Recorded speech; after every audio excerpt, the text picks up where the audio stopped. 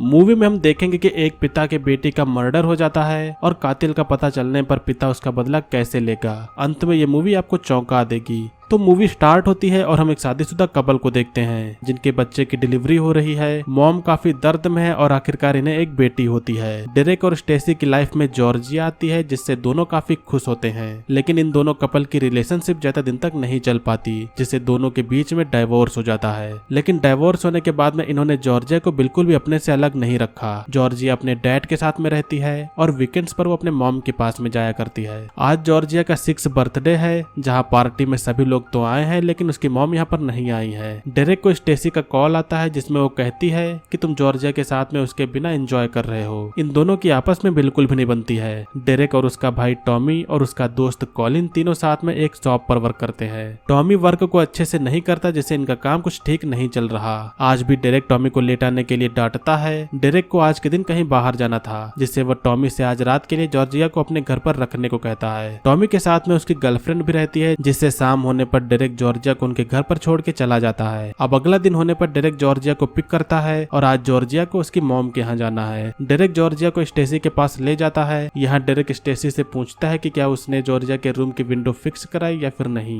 Stacy कहती है कि उसने अभी उसे फिक्स नहीं किया और जब उसके पास में पैसे होंगे तब वो करा लेगी। डेरेक कहता है कि वो चल के उसे फिक्स कर सकता है, लेकिन स्टेसी को डेरेक का पास होना भी अच्छा नहीं लगता जिससे डेरेक को यहाँ से जाना पड़ता है। डेरेक इसके बाद में अपने भाई टॉमी के साथ में बीच पर सर्फिंग के लिए जाता है। यहाँ पर डेरेक टॉमी से कहता है कि उसकी वजह से उनका काम इस समय काफी मंदा पड़ गया है। इस वजह से डेरेक टॉमी को उसके काम से फायर कर देता है। टॉमी इस बात से काफी गुस्सा आ जाता है क्योंकि इन दोनों ने ही मिलकर इस काम को आगे बढ़ाया था, लेकिन वो कॉलिन के बजाय उसे निकाल रहा है। टॉमी इससे बेहद ही गुस्से में है। इस तरफ स्टेसी जॉर्जिया को सुलाने उसके कमरे में आती है, लेकिन जैसा कि विंडो खराब है तो वो बंद भी नहीं होता। अगली सुबह होने पर डेरेक को स्टेसी का कॉल आता है जिसमें उसे पता चलता है कि जॉर्जिया घर से गायब हो चुकी है। डेरेक बेहद ही घबरा जाता है और वो जल्दी से स्टेसी के घर की ओर जाता है। पुलिस तो स्टेसी के घर पर आ चुकी होती है और जॉर्जिया की तलाश भी अब चालू हो गई है। सभी फैमिली मेंबर्स काफी परेशान है और पुलिस आसपास की छानबीन भी शुरू कर देती है। इसी बीच डेरेक को पता चलता है कि जॉर्जिया को ढूंढ लिया गया है। डेरेक बेहद ही खुश होकर जॉर्जिया के पास जाता है, लेकिन जब वो वहां पर पहुंचता है तो वो देखता है कि उसकी बेटी को बुरी तरह से मार दिया गया है। ये इतना भयानक था कि डेरेक को उसकी बॉडी तक को देखने नहीं दिया जा रहा था। एक ही पल में पूरे परिवार की, खास तौर पर डेरेक की तो सारी खुशियां ही गायब हो गई।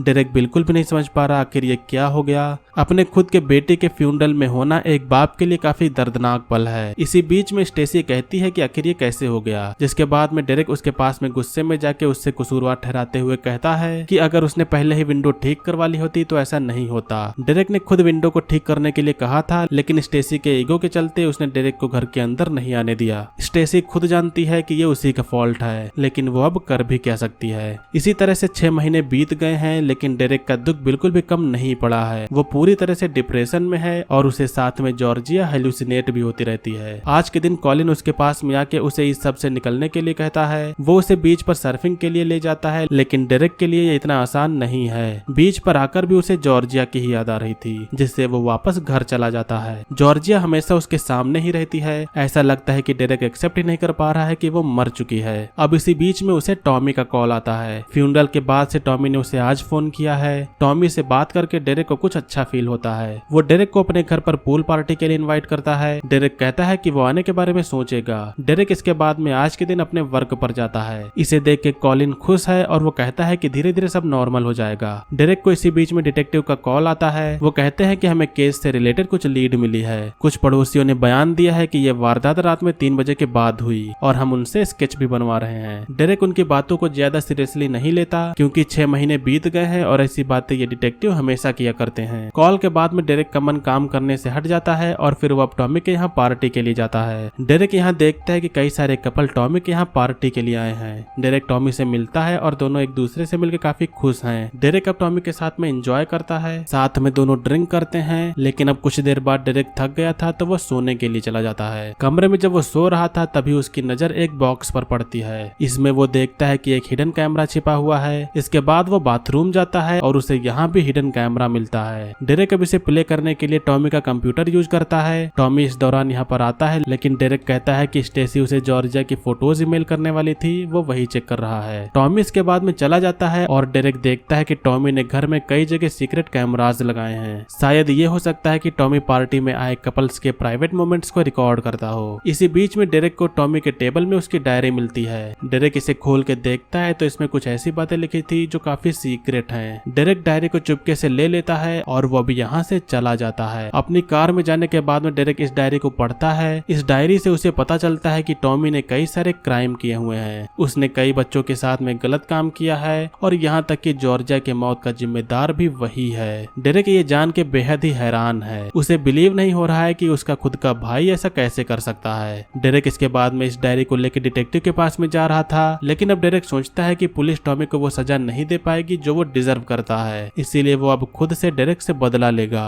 वो अब कई सारे लोगों से मिलकर ये जानने की कोशिश करता है कि किस तरह से इंसान को सबसे ज्यादा टॉर्चर किया जा सकता है। वो इंटरनेट पर भी इसके बारे में काफी रिसर्च करता है। काफी ज्यादा रिसर्च कर लेने के बाद में आखिरकार वो अब दिन आ गया है जब वो टॉमी को सबक सिखाएगा। टॉमी को अभी इसके बारे में नहीं पता है कि डेरेक को सब कुछ पता चल चुका है। डेरेक टॉमी की ड्रिंक में बेहोशी की दवा मिला देता है और अब टॉमी बेहोश है। इसके बाद में अब जब टॉमी की आंख खुलती है तो वो देखता है कि डेरेक ने उसे बांध के रखा हुआ है। टॉमी बोल न पाए इसके लिए डेरेक ने उसके गले में पाइप घुसा दी है और अब वो उसके सर पर नट बोल्ट का क्राउन पहनाता है जिसे वो धीरे धीरे कसता जाएगा। डेरेक टॉमी से बात करते हुए कहता है कि आखिरकार वो ऐसा कैसे कर सकता है। जॉर्जिया टॉमी को अपने बड़े भाई जैसा मानती थी, लेकिन डेरेक को तो बिलीव नहीं हो रहा है कि वो ऐसा आदमी है। टॉमी को भी पूरी तरह से अंदाजा नहीं है कि डेरेक उसके साथ में ऐसा क्यों कर रहा है। जिसके बाद में डेरेक उससे बताता है कि उसे उसकी डायरी मिली थी और इससे उसे सब कुछ पता चल चुका है जो भी उसने अभी तक किया। डेरेक टॉमी के पेट पर घाव करता है और जब वहाँ से खून बहने लगता है तो वो इसे आग से जला के वहाँ के खून को रोकता है। डेरेक कहता है कि वो 6 दिन तक उसे ऐसे ही टॉर्चर करेगा क्योंकि उसने 6 बच्चों के साथ में गलत काम किया था। टॉमी बेहद ही दर्द में है। वो इतना हेल्पलेस है कि वो चिल्ला भी नहीं सकता।